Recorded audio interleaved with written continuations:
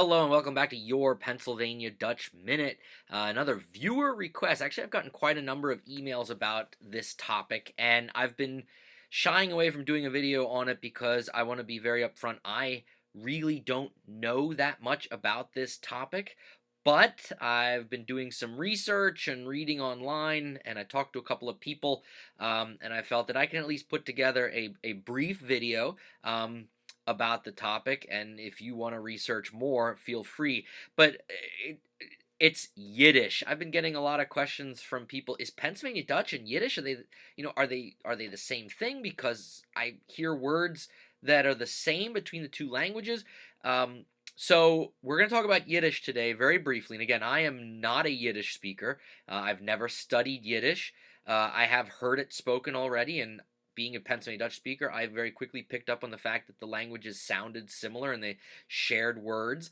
Uh, and there's a reason for that. And we'll talk briefly about that. But as I said, this is going to be just a brief overview of the Yiddish language, and then you can, if you want to learn more about it, please feel free to jump online. There's tons of stuff out there, and check it out. But let's start with a little bit of the background to Yiddish. The Yiddish language is as far as recorded history, over 1,000 years old, and it has been called many things over those years. But one thing that they do call it, the Jews call Yiddish, is their mother tongue, which is similar because in Pennsylvania Dutch, we call Pennsylvania Dutch our mother tongue, the Muttersprache. So we share that, and I was glad to see that. But literally speaking, Yiddish, the word Yiddish means Jewish in Yiddish. And linguistically, so from the language aspect, it refers to a language that was spoken by the Ashkenazi, or is spoken by the Ashkenazi Jews. They were the Jews from Central and Eastern Europe and their descendants. Though its basic vocabulary and the grammar of the language are derived from medieval West German, same area where we come from, the Pennsylvania Dutch language. Yiddish did and has over the years integrated many languages, including some German background, Hebrew, Aramaic, and as the Ashkenazis moved east, they were influenced by Slavic and other Romance languages as well. As far as I could find, it is impossible to pin down exactly where or when Yiddish emerged, but according to the most widely accepted theory is that the language came into formation in the 10th century, so the 900s, when Jews from France and Italy began to migrate to the German Rhine Valley, same area where the Pennsylvania Dutch come from. There, they combined the languages they brought with them together with their new neighbors, Germanic languages, and produced the earliest forms of Yiddish. As Jews continued to migrate eastward, a result of the Crusades and the Black Plague, Yiddish then was spread to Central and Eastern Europe and began to include more elements from Slavic languages. So, historically, we can say we're from the same geographic region, therefore, it would make sense that our languages would have a shared vocabulary and shared grammar because the basic DNA of our two languages, carries that Western German Rhine Valley influence of the languages that were spoken there. Although there were some 11 million speakers of Yiddish before World War II. Approximately half of them were killed by the Nazis during the Holocaust. Currently, there are several million Yiddish speakers today, including native speakers, people that were born and raised with it, and those who use it as a second language. Most speakers do live in the United States and Israel. Again, the fact that these are the descendants of the people that survived the Holocaust. And there are multiple journals, newspapers that are printed still in Yiddish. One of the great scholars on Pennsylvania Dutch language, Dr. Mark Loudon from the University of Wisconsin, who wrote the book Pennsylvania Dutch. I highly recommend that book. I was reading his little bit. He mentions Yiddish briefly in the book, and he makes light of the fact that the Hasidic Jews, or the quote unquote old order, the most conservative Jews in Europe, were speaking Yiddish, and it was a way of identification and cultural identification. And we can draw a direct correlation, much to like how our old order Amish and old order Mennonite groups held on to the language as well. as a means of identification, as a means of who they are as a people. So, I just wanted to touch on that. So that's a brief history. I did pull out a couple of words in Yiddish that are shared in Pennsylvania Dutch, and you'll quickly see that some of them are exactly the same, and some are close enough that if you heard it spoken, you would definitely understand it. And we'll start with this group of three here, and these are the Yiddish words, and I'll explain like how they would be derived or how they are similar then to the Pennsylvania Dutch. But we'll start with the word bissel. Uh, Bissel is means a little bit, and the same thing. We have the exact same word in Pennsylvania Dutch. We might say glay bissel, a little bit, or just bissel. So there's a shared word.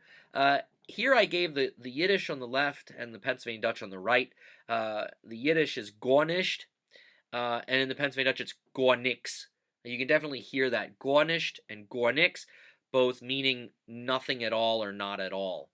Another shared word we have, Mensch. This is also a shared word in standard German. Mensch is the word for man or person. And we got a couple SCH words I pulled out that we share. And as some of you know, some of these have made their way into English too. Schleppe is Pennsylvania Dutch and Yiddish. Schleppe means to drag or to pull something. In English, we do have the word to schlep something around. The word schmalz. Schmalz is both Yiddish and Pennsylvania Dutch for lard or animal fat.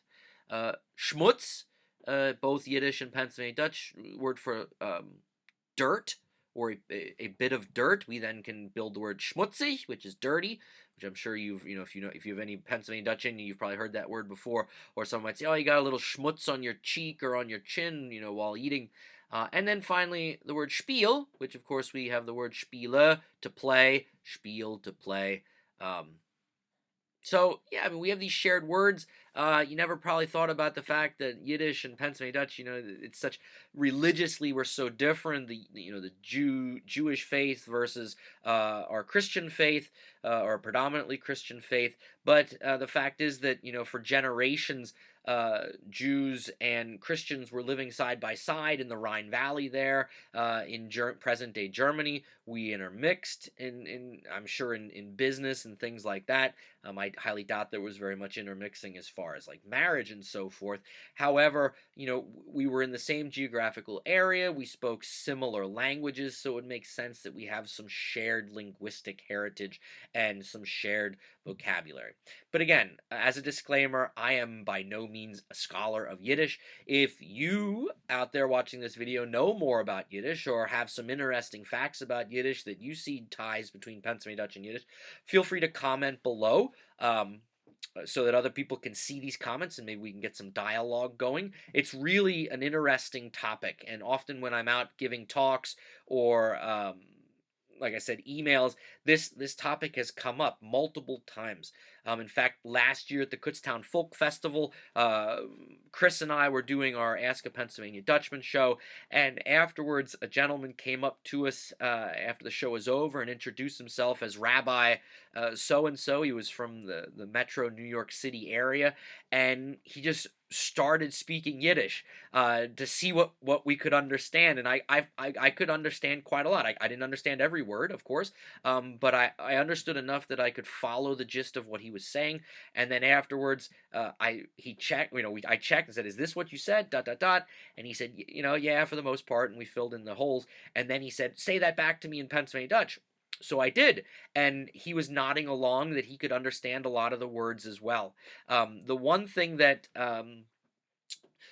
the Jews here in the United States and Jewish people in America are doing better, I think, than us in regards to saving and preserving their languages, that Yiddish is taught in schools. Maybe not necessarily public schools, but in Saturday schools and specific Jewish schools that parents can send their children to, where they're not only learning Hebrew, but they're also learning Yiddish. I wish that we had more of those kinds of opportunities for young people for Pennsylvania Dutch. Maybe it's something that we could eventually, we have classes out there in Pennsylvania Dutch. I've done videos on those before, and you can find them on the internet. Um, but I'd really like to see something like almost like a Hebrew school start up somewhere on Saturdays, or a night a week or something where younger people could go to learn Pennsylvania Dutch. That would definitely help cement a future of growth for our language, just as the Jews have been able to maintain Yiddish for so long, and given so much that the people have gone through to make it to this time period, World War II specifically, where they lost half of their population, yet their language is still here. It's still in print. It's still being spoken, still being learned. It's a resiliency story, just like us. I mean, our language, Pennsylvania Dutch has been here for 300 plus years in the United States, and we have a history of resiliency as well.